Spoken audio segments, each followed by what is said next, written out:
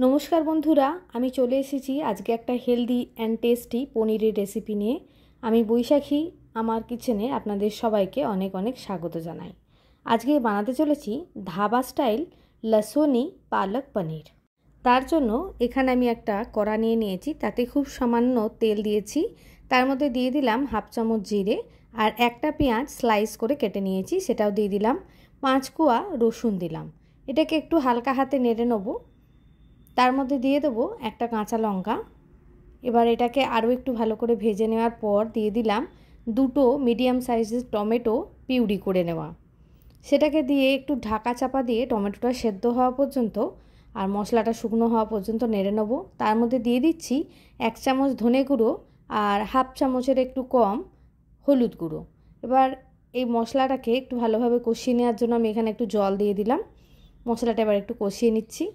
এরপর এর মধ্যে দিয়ে দেবো আগে থেকে ব্লাঞ্চ করে রাখা পালং শাক। এটা ডাঁটা সমেতই আমি নিয়েছি। ব্লাঞ্চ করে নেওয়া মানে পালং শাকটাকে প্রথমে ফুটন্ত গরম জলে দিয়েছি, 2 মিনিট রাখার পর সেখান থেকে তুলে বরফ ঠান্ডা জলে দিয়ে দিয়েছি। জল থেকে তুলে শাকটা আমি এখানে ইউজ করলাম। এবার এই সমস্ত মশলাটার সঙ্গে সামান্য একটু জল দিয়ে পরিমাণ মতো নুন দিয়ে এই পালং শাকটাকে আমি একটু কষিয়ে নিলাম। এবার এটা হয়ে গেছে, এটাকে একটু ঠান্ডা হতে দেবো। দেখুন এখানে একটু ঠান্ডা হয়ে যাওয়ার পর আমি এটাকে ব্লেন্ড করে নিচ্ছি। আপনারা চাইলে মিক্সিতেও করে নিতে পারেন। এটাতে করলে একটু দরদরা ভাবটা থাকে, একদম ফাইন পেস্ট হয়ে যায় না। আপনারা আপনাদের ইচ্ছা মতো জিনিসে এটাকে পেস্ট করে নেবেন। এর মধ্যে দিয়ে দিলাম 1 চামচের মতো ভুট্টার আটা। আপনারা চাইলে এখানে বেসনও ইউজ করতে পারেন। এটাকে ভালো করে ভেজে নেওয়ার পর দিয়ে দিলাম 200 গ্রাম মতো পনিরটা আমি এখানে ভাজিনি। এবার পনিরটাকে সমস্ত মশলার সঙ্গে খুব ভালোভাবে মিক্স করে নেওয়ার পর পরিমাণ মতো জল দিয়ে দিলাম, যেরকম গ্রেভি আপনারা চাইছেন সেই মতো। তারপর এটাকে আমি একটু ফুটতে দেবো। এটা যতক্ষণে রেডি হচ্ছে চলুন এর জন্য আমরা একটা ফোড়ন রেডি করে নিই। এখানে আমি একটা বাটিতে ঘি নিয়েছি, তার মধ্যে দিয়ে দিলাম হাফ চামচে জিরে, তার সাথে দিয়ে দিচ্ছি ছোট ছোট করে কুচি করে রাখা 1 চামচ, বড় চামচের 1 চামচ রসুন, আর তার সাথে দিয়ে দিচ্ছি 1.5 চামচের মতো আদা, কাঁচা লঙ্কা আর ধনে পাতা একটু থেতো করে নেওয়া।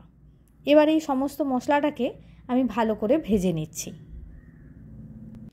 এই মশলাটা উপর থেকে দেওয়ার জন্যই কিন্তু এই পালক পনিরটা খেতে অনেকটাই আলাদা হয়ে যায়, তাই এই মশলাটা একদমই স্কিপ করবেন না। এইভাবে একটু লাল লাল করে ভেজে নিলাম। এবার এটা রেডি হয়ে গেছে। এখানে আমার পনিরের জলটাও শুকিয়ে গেছে। এর মধ্যে দিয়ে দিলাম 1 চামচ মতো গরম মশলা, যে কোনো গরম মশলা আপনারা ইউজ করতে পারেন। তার সাথে দিয়ে দিলাম হাফ কাপ মালাই, আপনারা দুধের সরও ইউজ করতে পারেন। এবার এই সমস্ত কিছুকে খুব ভালোভাবে মিক্স করে নিচ্ছি। পালক পনির প্রায় রেডি হয়ে গেছে।